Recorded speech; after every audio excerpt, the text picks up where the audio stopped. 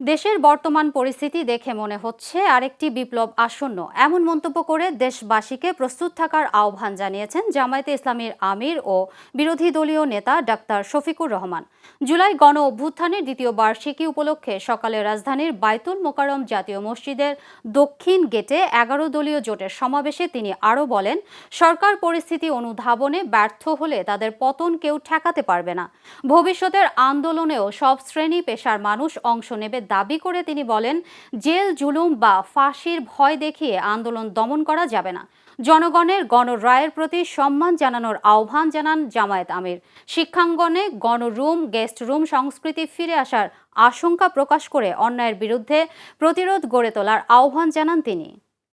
লক্ষণ ভালো না, একটাও দেখতে পাচ্ছি না। সব যেন চূড়াবালিতে হারিয়ে যাচ্ছে। কার সাথে আতাত করে জাতির এই দাবিগুলোকে উপেক্ষা করা হচ্ছে আমরা জানতে চাই। এ জবাব প্রধানমন্ত্রীকে দিতে হবে, কারণ এর আগে নির্বাচনের আগে তিনিও তো এই দাবিগুলো করেছিলেন।